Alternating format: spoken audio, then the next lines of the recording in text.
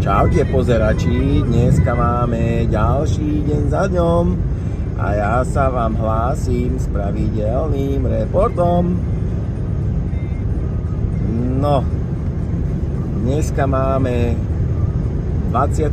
júna alebo 26.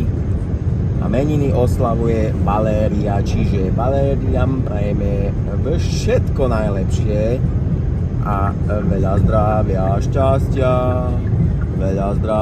šťastia, Každopádne, dneska máme Svetový deň utečencov. Je to deň, ktorý bol vybraný dňom Afrického dňa utečencov. To znamená, že je to vlastne deň, kedy sa dáva do povedomia spoločnosti, prečo vlastne vznikne nejaký utečenec a vlastne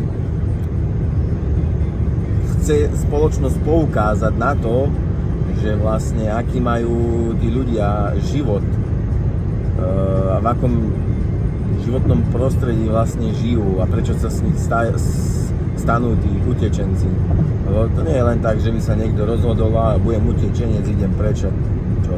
Ale pre niečo to musí byť, sú tam nejaké faktory, ktoré tomu dopomáhajú, že vlastne z toho človeka sa stane utečenec a odíde z krajiny. Takže dneska máme takéto dníky, ale máme piatok, čiže všetci máme sviatok, pretože zajtra je víkend a to nás všetkých teší.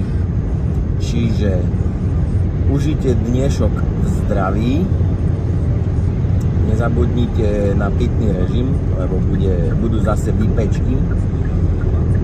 A majte sa pekne a do pozretia pozerači.